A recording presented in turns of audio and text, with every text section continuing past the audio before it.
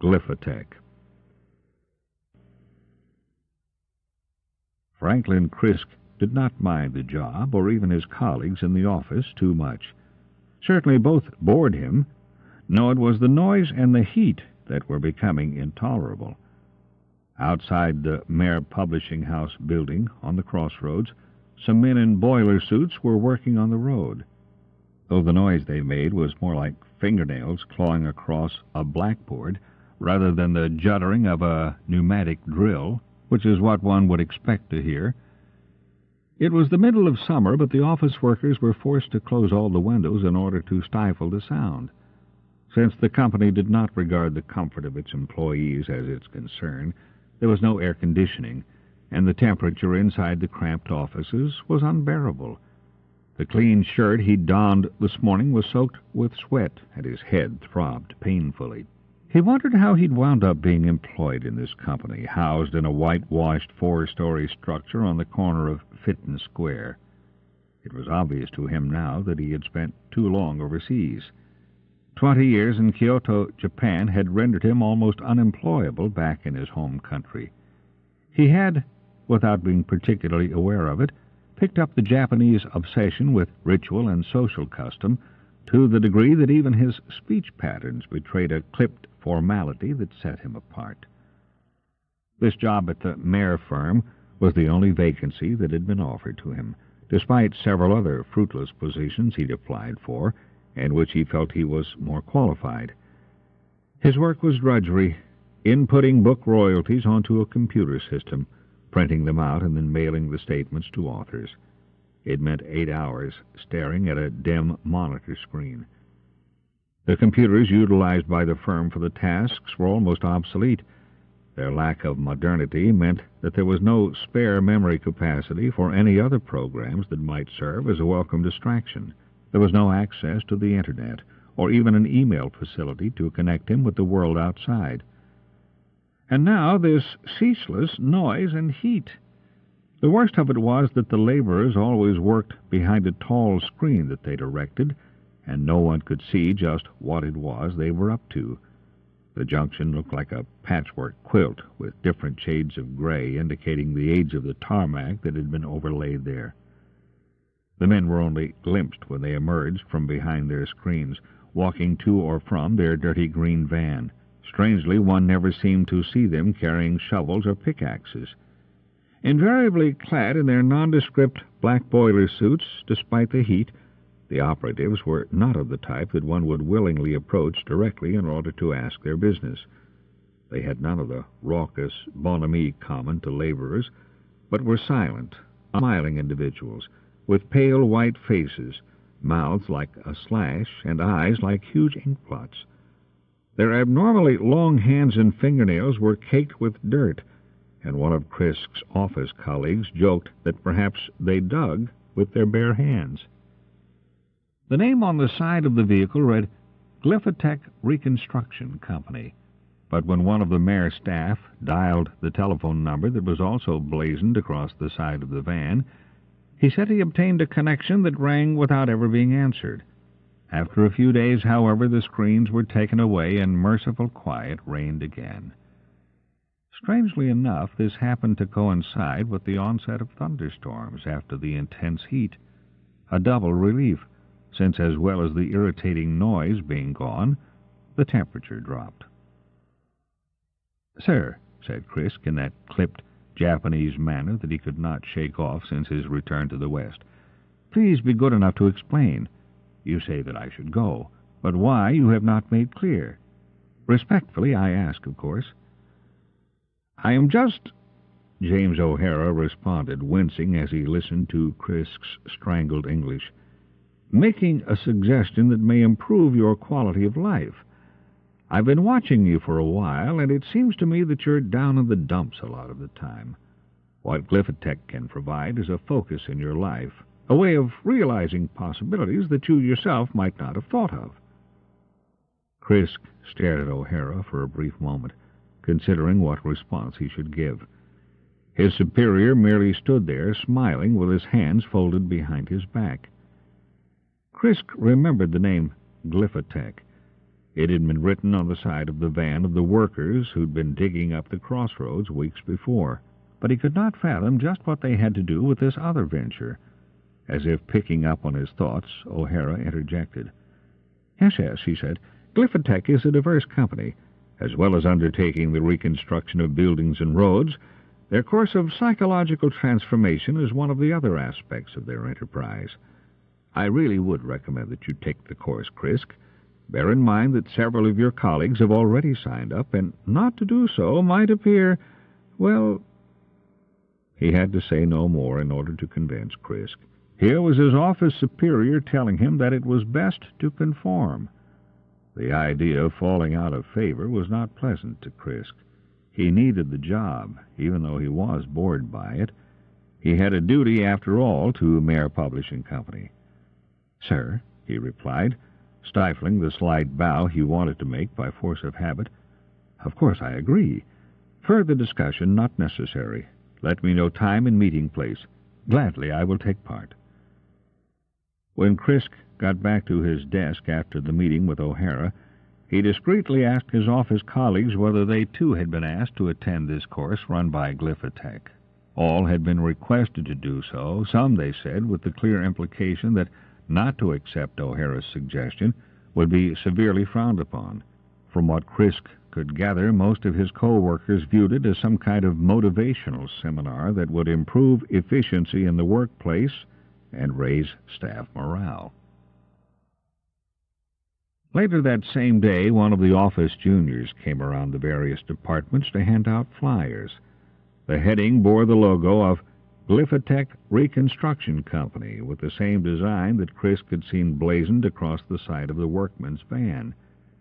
In bold capitals underneath the logo were the words, "Do not underestimate the effect our process can have on your life."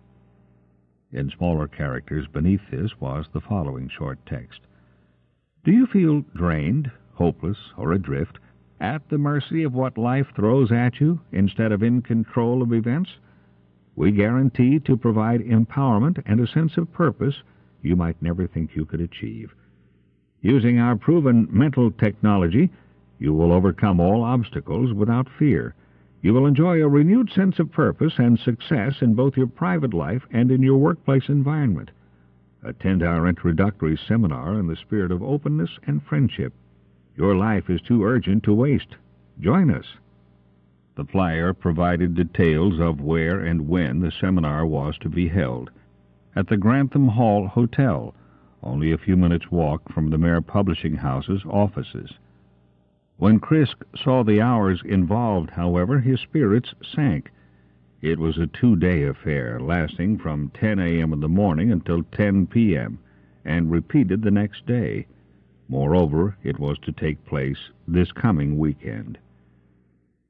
There were stifled groans around the office as each individual got to this part of the text and realized they'd been duped into giving up not company time, but their own personal time, and on an ostensibly voluntary basis. In the days leading up to the weekend, a dull sense of resentment permeated the offices of the Macabre Publishing House, though nothing was actually said aloud. This was undoubtedly due to the fact that the only one of those duped who had been brave enough to confront O'Hara about the deception was instantly dismissed from his job. The person, called David Hogg, found his desk cleared within 5 minutes of his speaking to O'Hara. He was forcibly escorted off the premises by the security guards moments before his personal belongings were flung out onto the street after him. Crisk had been standing beside the doorway from which Hogg was ejected. The company had a strict no-smoking policy, and Crisk would, at 1/4 every hour, enjoy a crafty cigarette at that spot. After helping the bewildered ex-employee collect together the various odds and ends not connected with work now strewn around him, they had a brief conversation. "I am sorry," said Crisk, "but if it is okay for me to ask, why did Macabre Publishing so harshly treat with you?" Hogg groaned. "I know all about those Glyphotech seminars," he finally replied. "I told O'Hara there was no way I'd go along with it. I'd warned the others to stay away. We had a hell of a row, and he told me to get out. I could tell you things about Glyphotech that—" Crisk trembled inwardly at Hogg's audacity. To upset O'Hara was to challenge the mere publishing company itself. He looked around him, horrified at the prospect of being seen even talking with the ex-employee. To give up one weekend in order to curry favor was something Crisk was more than prepared to do. Backing away from Hogg, as if the man were contaminated, Crisk made his apologies, mumbled a word or two of consolation, and scurried back inside the building.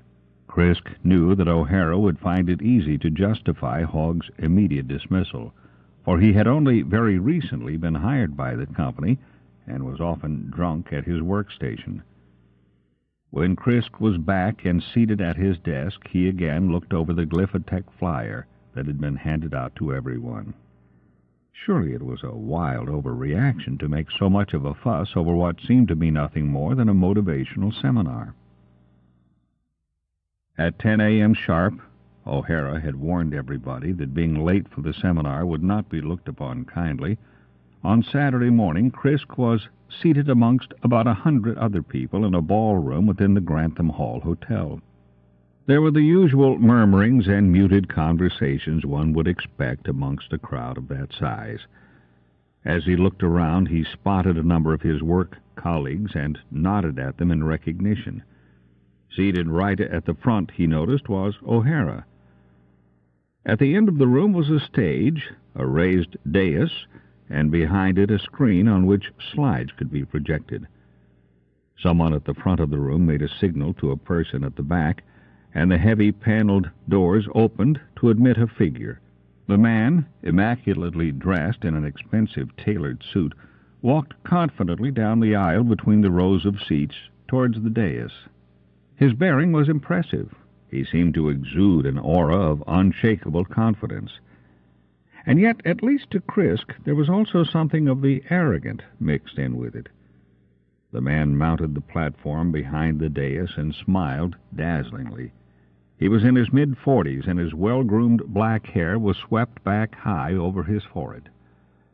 "Welcome to all you strangers, soon to be friends," he said, in a voice that rang out across the hall with clarity and purpose. Here was a man well used to public speaking. "I want," he continued, "to congratulate each and every one of you for deciding to come along to the seminar. You've made a decision that I know none of you will ever have cause to regret. Let me introduce myself. I'm Hastane Evan. Now I know—" Again he flashed that dazzling smile, looking around the room with a mock-comical expression, "that some of you may be wondering just what you've signed up for. I want to say one thing right now. You're free to leave, really. But if you do, you're going to miss out on the rest of your life. What will happen to you over the next few days is that you will experience a personal revolution." Someone in a row towards the back tittered. Chris looked over his shoulder and saw that it was a very overweight woman in her early 30s, wearing glasses and dressed all in black. "Hey, that lady out there is only expressing what a lot of you are thinking. I mean, come on. These things are simply a money-making exercise, right? Wrong, my friends. If you take what we can offer, if you're really open to it, believe me, things will never be the same for you again." He paused. "Anybody want to leave?" Evan was staring and smiling at the overweight lady. She lowered her head and looked a little sheepish. "No?" There was a ripple of tension in the ballroom. At that moment, thought Crisk, it would have taken someone with a degree of self-assurance equal to Evan's to have stood up and walked out. And no one did so. Crisk was suddenly very uncomfortable. This wasn't like any motivational seminar he'd been to before, and he'd been forced to attend a number whilst employed by agencies over in Japan. This was something quite different. For perhaps the first time he began to wonder whether his sense of company loyalty was not misplaced. Evan grinned. "Well, this is unusual, let me tell you. You're obviously a lot more intelligent than the last crowd of seminar attendees we had, but then they came from the south of the city." A number of people in the audience laughed, and the tension dissipated. What Crisk realized after a couple of hours was that a significant number of persons attending the seminar had actually done the course previously. They were there to guide the newcomers and instruct them in the correct protocols that Glyphotech wished them to follow. For example, asking questions without permission was just not done. Daydreaming was not allowed. And in what few breaks there were, for meals or coffee, newcomers were encouraged only to mingle with those who were there for their guidance. Talk centered around discussions and explanations of Glyphotech's technology, and a series of terms such as eureka moments and routines were frequently employed. The first referred to apparently a juncture in one's life where the possibility of happiness was within grasp, whilst the second referred to an individual's habits, the displacement activities he would use to justify avoiding doing something he knew he had to do.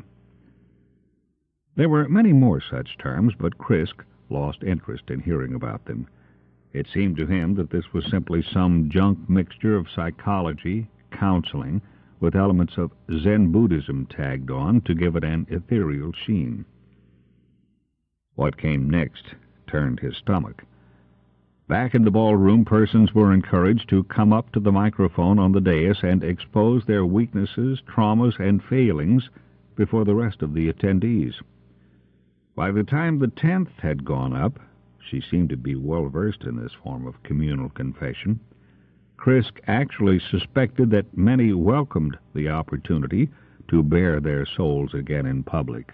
He wondered whether they had not become addicted to the experience, for what it brought in its wake, after the tears and sobbing, was a round of thunderous clapping from the audience. The first one or two confessions had been greeted with hesitant applause, but once things really got going, tears dribbled down the cheeks of most participants.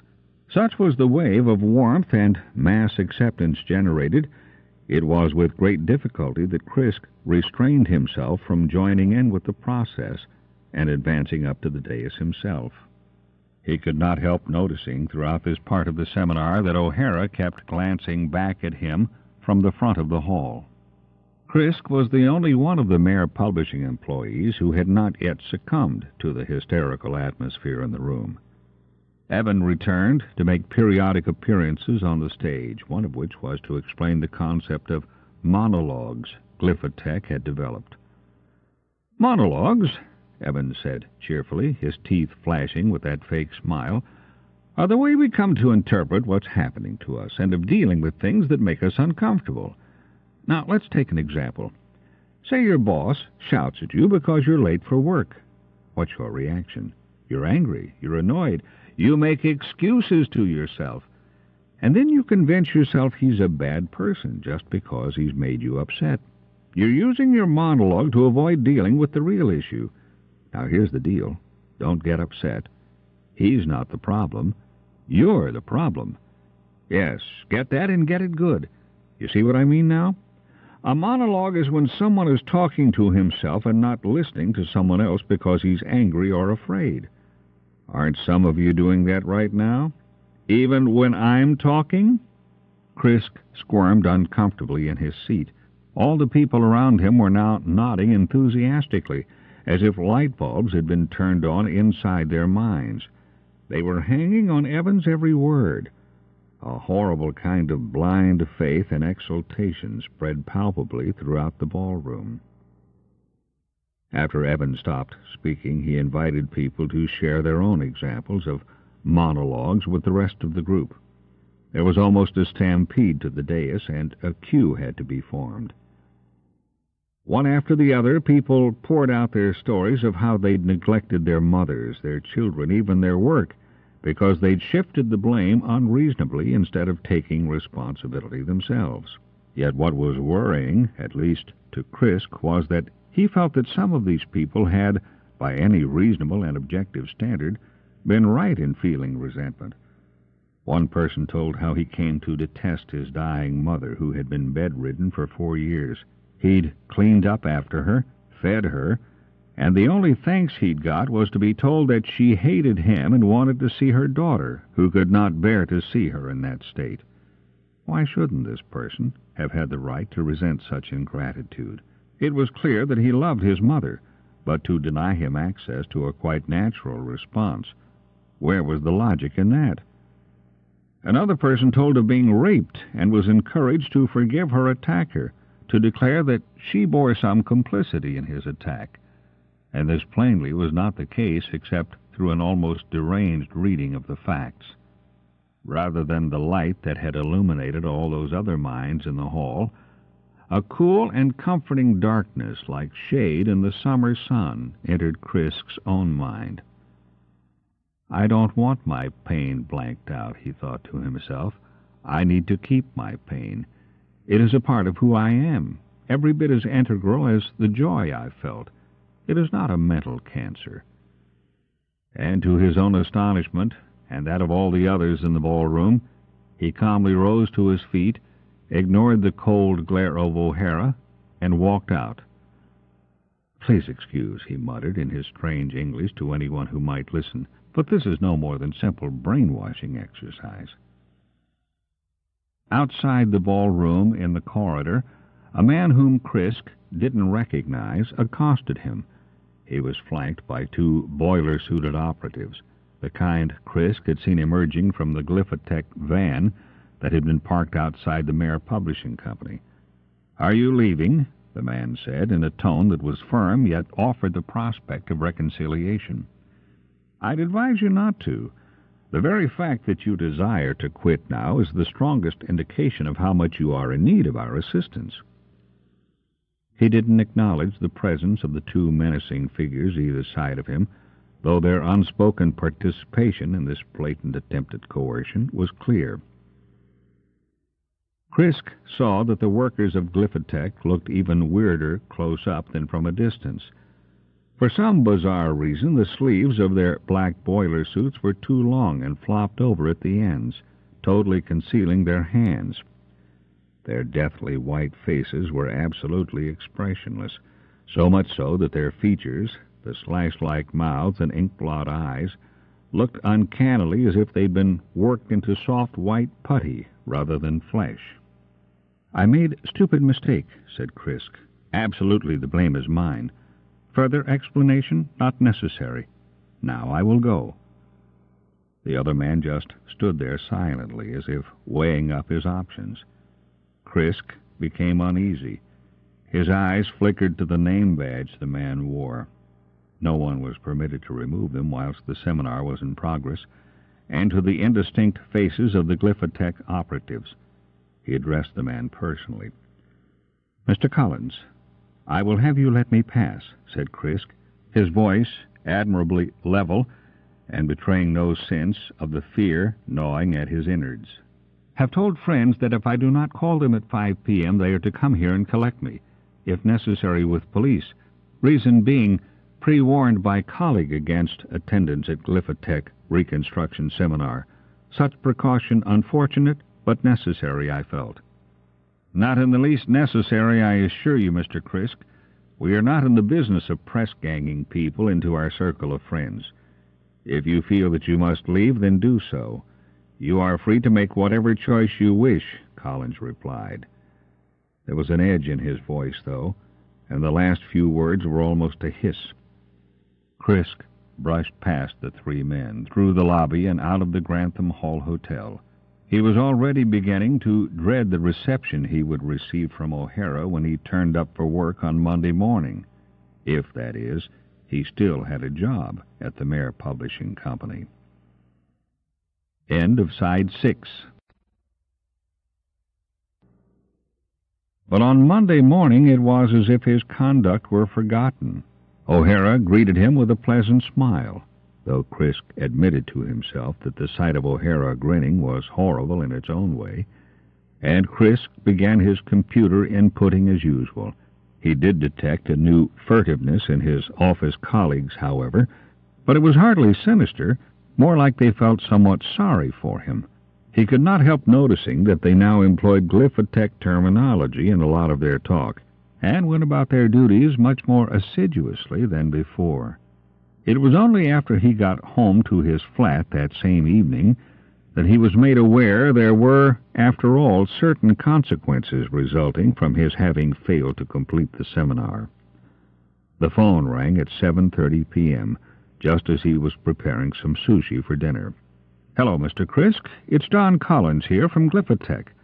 I hope you don't mind me calling, but I wanted to go over the conversation we had when we last met. At the seminar, you remember?" Inwardly, Crisk groaned. He felt the urge to slam down the telephone, but his sense of gentility prevented him from doing so.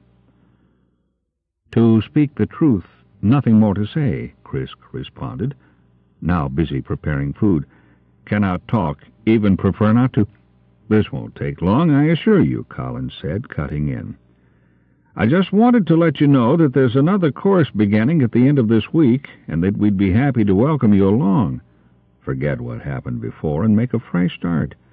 Many of our best friends took their time coming around to total acceptance of the benefits Glyphotech can provide." "Sorry, but I have no interest," Crisk said sharply. "Please reconsider. No need to be hasty. Think about it. I'll call you back tomorrow or whenever is convenient. You see, it's not possible for you to phone us. It's against protocol." "Do not call again. How did you obtain my number at home? Intrusion of privacy. Will advise telephone company of this outrage." "Let me be frank with you, Mr. Crisk. We checked. We know that what you said about your friends coming to take you from the seminar was just a monologue you'd created. You see, we have lists of your calls. The phone company understood it was for your own good. Their managers and employees found a recent Glyphotech seminar of great use in reconstructing their—" Crisk hung up. Then he dialed the operator's number. "Hello, operator," he said. "I'm Franklin Crisk, calling from phone 456-67304.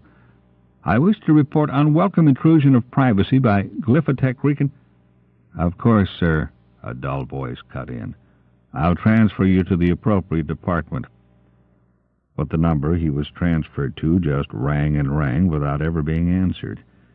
And when he spoke to the operator for a second time, all that happened was that he was transferred nearly immediately to the unanswered line again, without even being given the opportunity to finish uttering a complete sentence. After the 7th attempt, he gave up.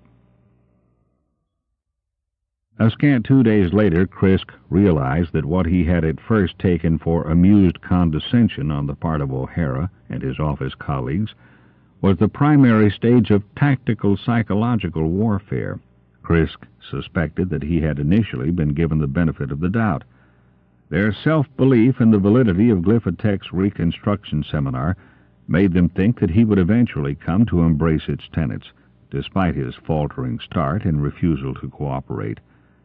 But as the days passed and he was still clearly as antagonistic to the idea as he had been when he'd walked out of the seminar in front of everyone, their attitude changed slightly. Although never outwardly hostile, it became obtrusive. Scarcely an hour would pass without some employee making a remark about how Glyphotech's technology had improved their lives beyond recognition, how much happier they were in their work, or how much they were looking forward to socializing with their fellow seminar attendees. These comments were made deliberately within Crisk's earshot, presumably with the intention of making him feel left out, peculiar, or downright freakish in not having realized its benefits. John Collins or some other Glyphotech devotee still telephoned him at his flat, sometimes 3 or 4 times an evening, but Crisk would cut the conversation short by slamming down the receiver the moment he recognized the voice. That they had resorted to using a rota of individuals so that he was off guard when he answered almost drove him to distraction, and Crisk's attempts to contact the phone company and have the matter dealt with proved as futile as before. He was beginning to believe it really was just another branch of the Glyphotech phenomenon. Although these developments were unnerving enough in themselves, they were not as unnerving as the fact that Crisk discovered he was being watched. A Glyphotech reconstruction company van had parked itself on the street directly opposite the building in which his flat was situated. In the evenings, when Crisk glanced out of his window, it was always there, a dirty green vehicle with white-faced operatives clearly visible through the windscreen, who peered up at him with eyes like dark smudges. Another week passed. Crisk had given the Macabre Publishing Company no excuse to terminate his employment, since he ensured that his work and timekeeping were beyond reproach.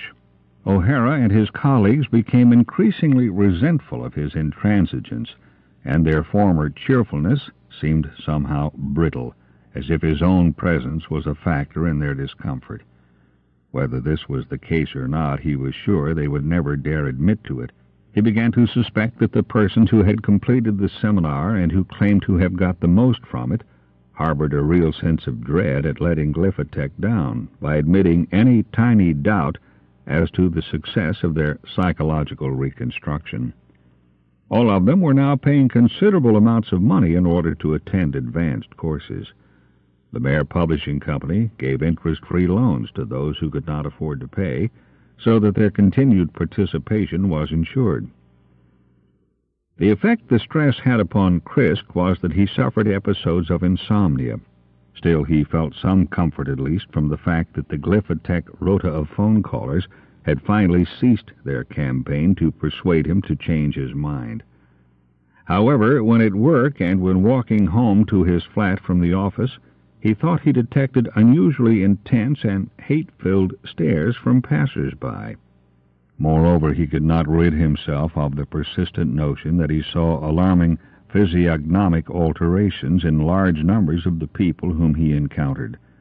Those who stared at him for too long seemed to be developing black smudged eyes that were sinking back into their sockets, whilst their hands, digits, and fingernails were of a horribly abnormal length.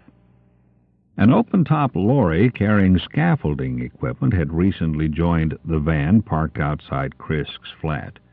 The lorry also bore the Glyphotech logo emblazoned across both its sides.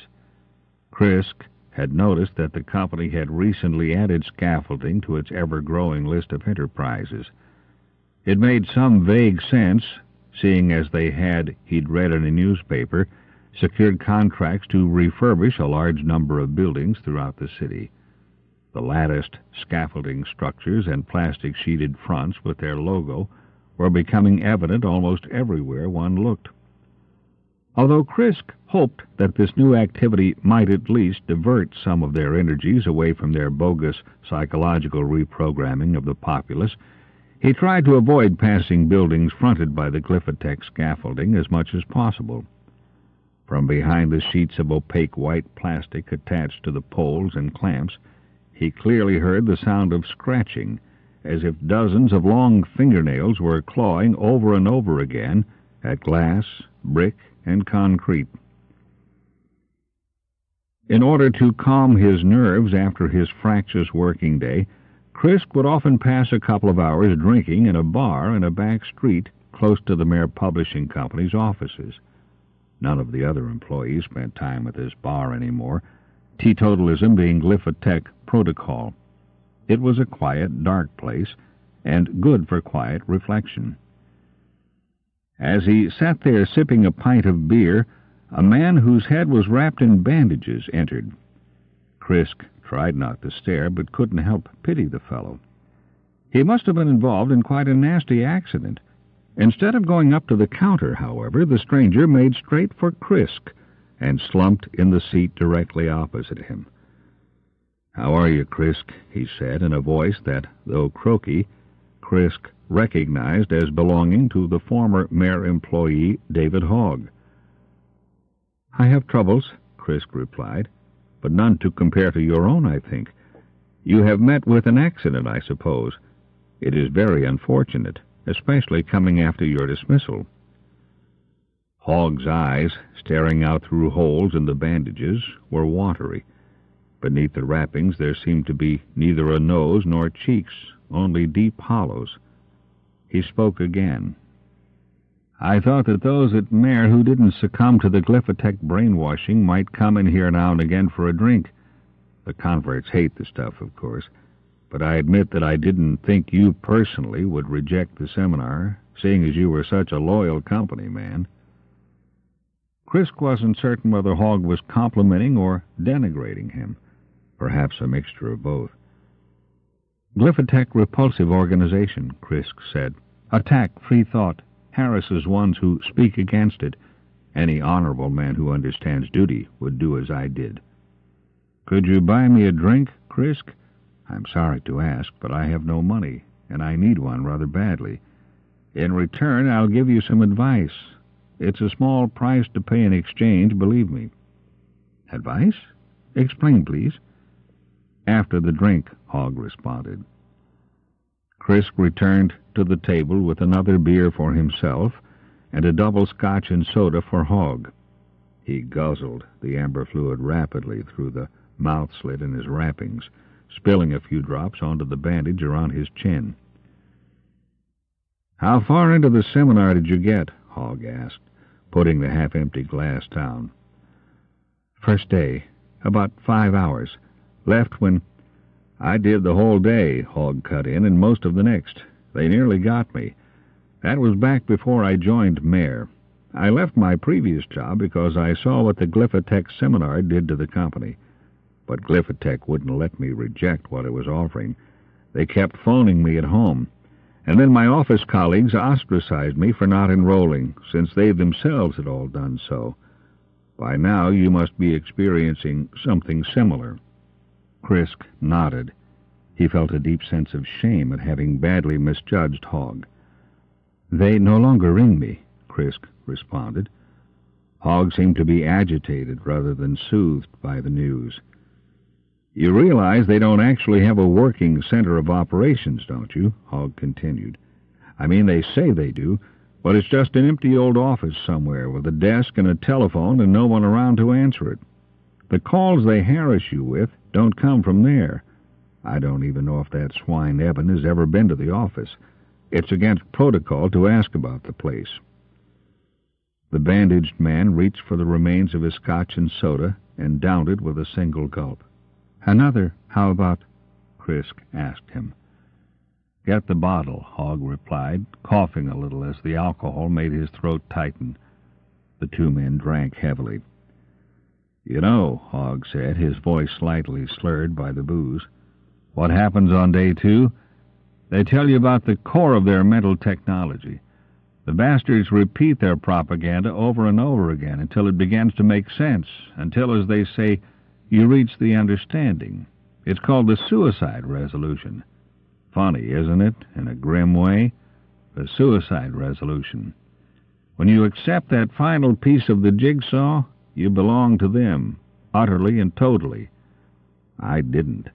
What they tell attendees is that the suicide resolution is the secret of extracting the maximum joy from life, living each day like your last, because soon it really will be, and everyone by then is so brainwashed they believe it.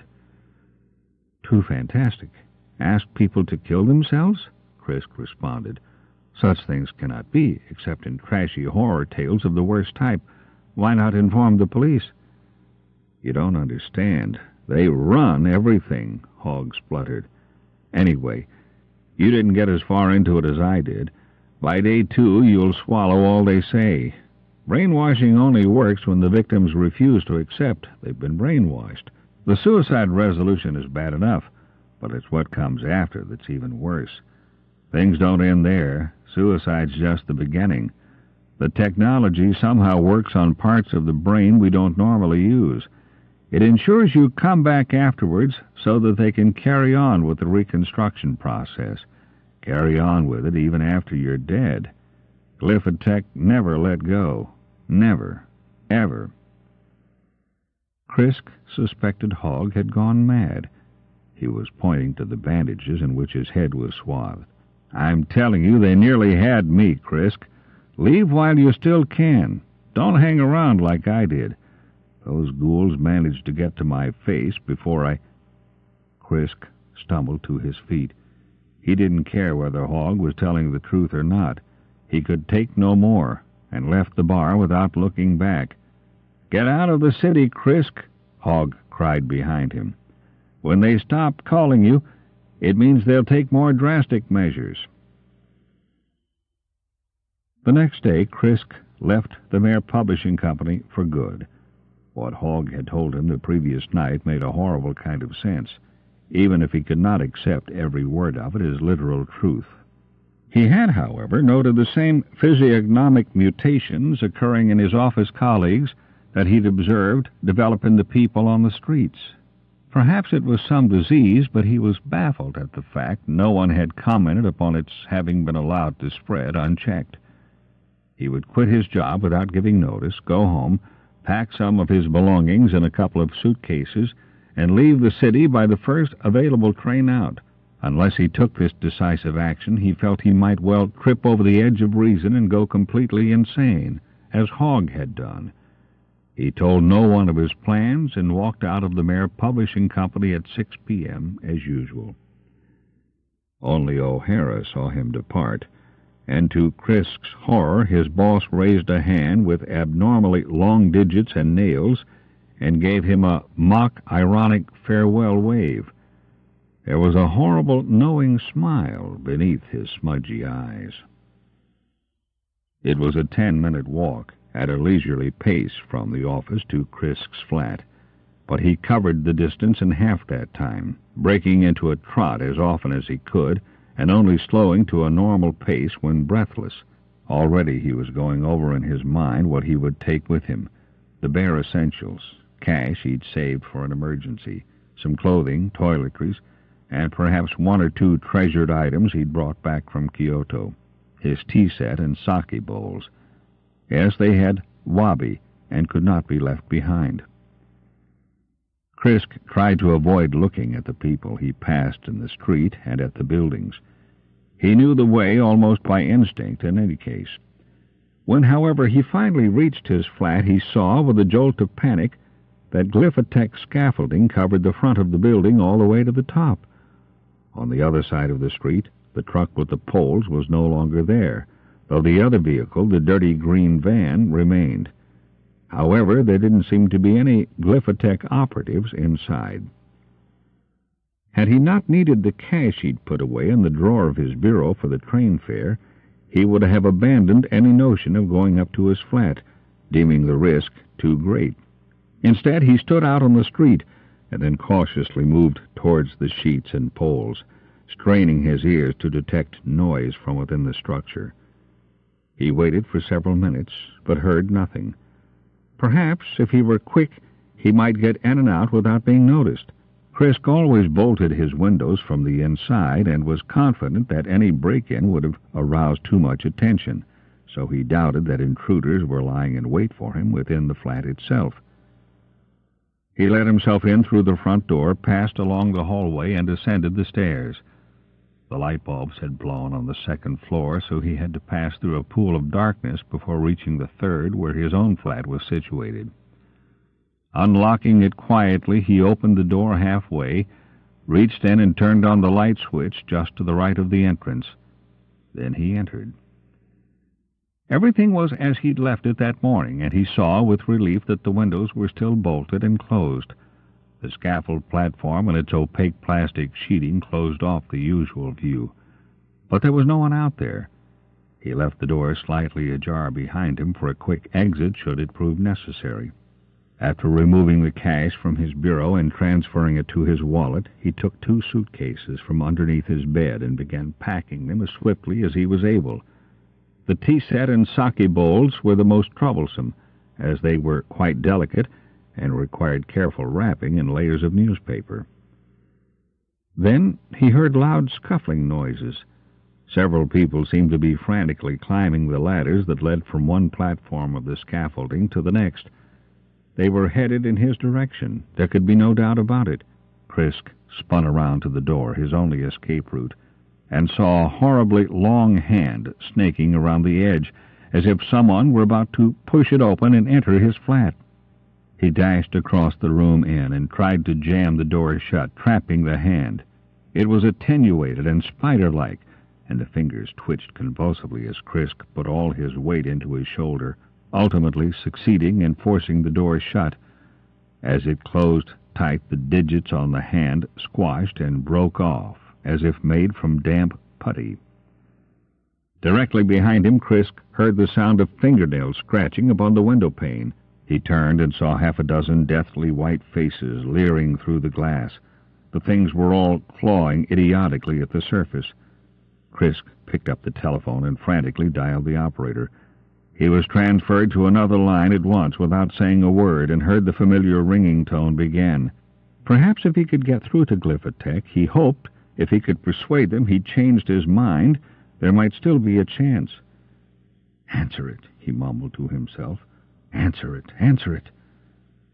Just before the window shattered and the things crawled over the sill towards him, raking their hellish fingernails across everything they touched, Crisk thought of the dusty and empty office, long disused, where an unattended telephone rang and rang.